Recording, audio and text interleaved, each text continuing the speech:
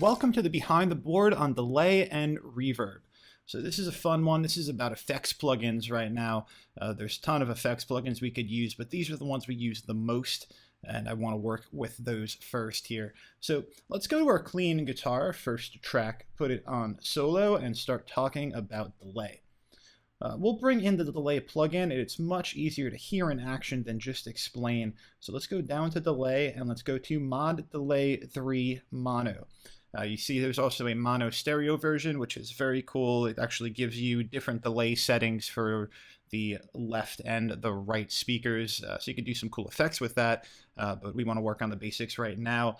And you'll be using this a lot more, this regular delay, than you will be using this sort of stereo delay that gives you the ability to do those weird ping pong type back and forth speaker things and so on. Let's talk about just the key features of it before we get started here. Really important is the mix. It's down on the bottom right here. You see mix and you see the words dry and the word wet.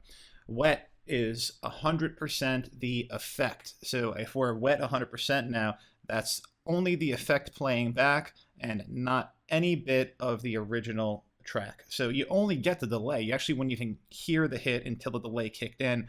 That's not usually what you want. So we are going to bring that down towards dry.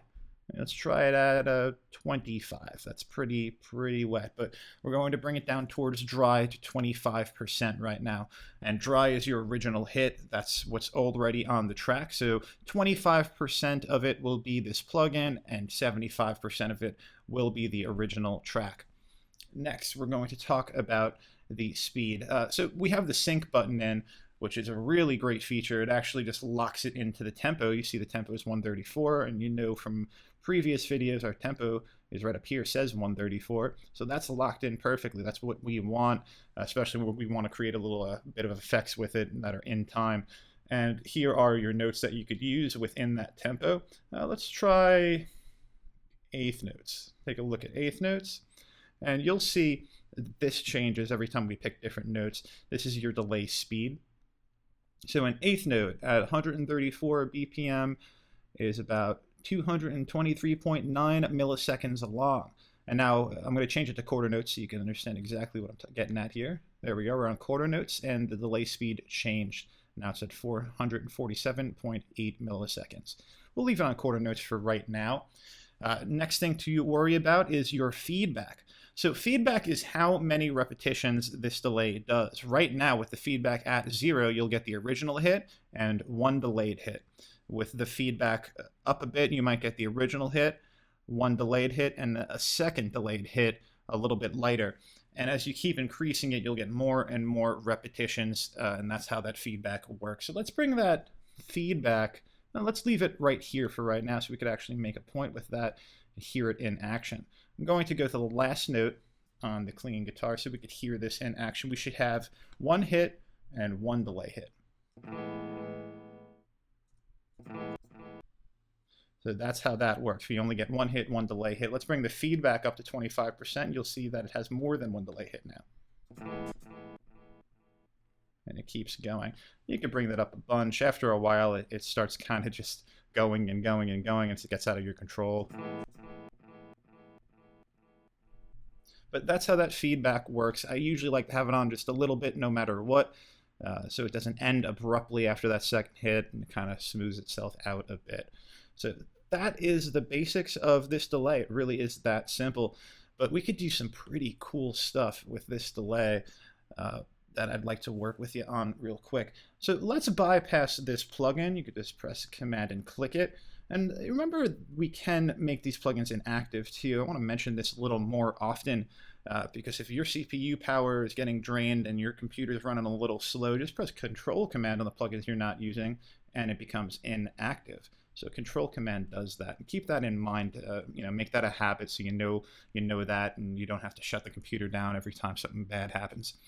Okay, so I'll bypass it. I'll show you what we're working with, starting from the top of this clean guitar.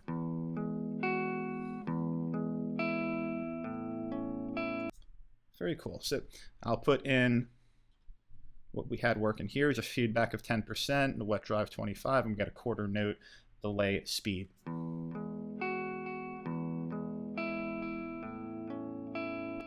You can see that's a bit much. It's pretty heavy, and your delay speed is a little slow for something like that. Let's go to eighth notes. Take a listen to that.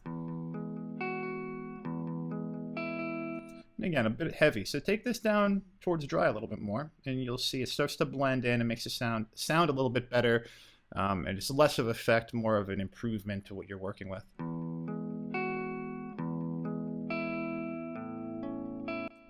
Yeah, that sounds cool to me. That's kind of how I would be mixing this track if I were mixing it right now. But let's get to an effect, because we're here to have some fun.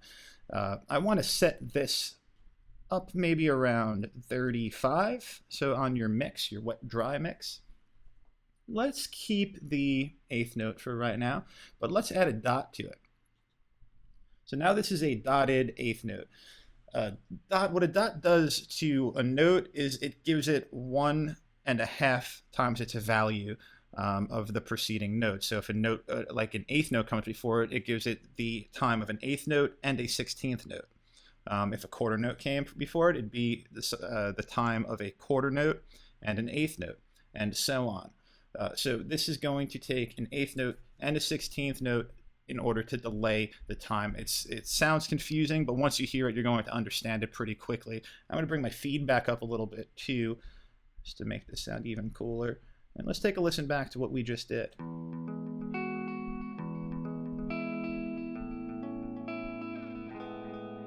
So it sounds like a completely different part, and you can keep on bringing this up if you want this to go a little crazy.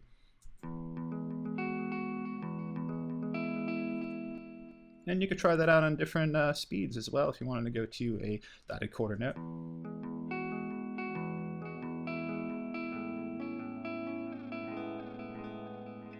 So really got to affect this song a lot and really put our own vibe onto it. This works really well in like bridges or light parts. But you might be able to use it in other sections too. Just go ahead and give it a go. It might work in different places, especially when you're looking for something to make that song pop a little bit in a certain area. And that's how we use this delay plugin. There's a low pass filter in here too, some modulation stuff, which you can mess around with, have some fun with it if you want. But I can tell you from experience, most of us stick with the regular delay and use other things to kind of get into modulations and stuff like that, different plugins. But have fun with it. Maybe you'll come up with something really cool that you want to use on a record. Let's get out of this plugin and let's get into the reverb. So let's unsolo that and let's solo out our vocal right over here. So we're going to put reverb right on this track right now. It's going to be right in our inserts A through E. So just click in on there, go to plugin, go to reverb, and we'll be using the D-Verb. I'm a big fan of D-Verb. These other ones are great too, so don't get me wrong. You could play around with all of them. But if you understand D-Verb, you'll understand the functions on the rest of it as well. So let's bring up this D-Verb track. And now we see again, we have a dry-wet mix, and we know what that is now at 100% wet. That means that this plugin is all we're going to hear. We will not hear anything but the reverb. The initial track is kind of being lost to the reverb now. Now, the reverb plugin here has a bunch of different options for room sizes. These are preset room size, and you can see as I change them, things like decay and diffusion and all these other filters will change. You can see that all this stuff is changing like crazy. And you could adjust this stuff yourself too. I mean, these rooms, this is stuff that you could have just changed yourself from 4.5. I could have just moved this to 8.7 or whatever it might have been at in the church setting. You could always just change it yourself as well. But these presets are pretty cool and real quick, easy to click on if you want to get a different sound. You even have this plate, which is a long story when it comes to recording stuff they used to do back in the 60s and 70s with metal sheets to make reverb. But you could simulate all that work they did by just clicking plate right here. So we're living in a better world. So here we go on affecting this. Now it's at 100% and singing in a hall. Let's see what that sounds like. So it sounds very distant, very much in the distance, and in a fairly small room. Doesn't sound huge. Put it in a church, you'll see a much bigger room. And you got yourself a much bigger room. You can see the K went up quite a bit, made the sound linger a lot more. And all the stuff that changes when you go from part to part will make it sound like something different. If you go to that ambient type of thing, it'll sound more ambient. And again, they just change settings that you can also change. The air in my lungs, it wastes my whole body. That one was much quicker on the decay. So let's bring it back to Hall and actually mix this in a little bit while using this mix. We don't want it to be 100%. We want to hear the singer's original and some reverb on it. So let's bring it down to 20. The air in my lungs, it weighs my whole body down. See, now we're making some improvement. It sounds good. It sounds like he's in a nice room now. Bypass to see what we started with. The air in my lungs, it weighs my whole body down. So we really get to add some sweetness with it as we add in that reverb. And that's pretty much how that reverb works. We're mostly going to be putting reverbs on aux tracks, but we'll get into that for sure.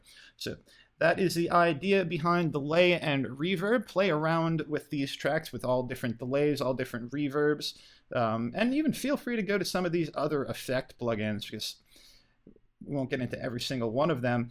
And a lot of them are very self-explanatory. A lot of them work just like that. You have to adjust the mix and go from there. But really cool Air ones that come with it. It's just you could download right from Pro Tools. It comes off their site. And these things work really well. Flangers, fuzz wahs, phasers, all really cool stuff. And if you want to get into the harmonic stuff, you could start distorting stuff and so on with all of these plugins. But dig through this and make these 3 tracks sound really cool to you and start figuring out what you like to hear, what levels of delay, what levels of reverb you like to hear on stuff. And take it from there. All right, thanks for being with me on this one, and I'll see you on the next one.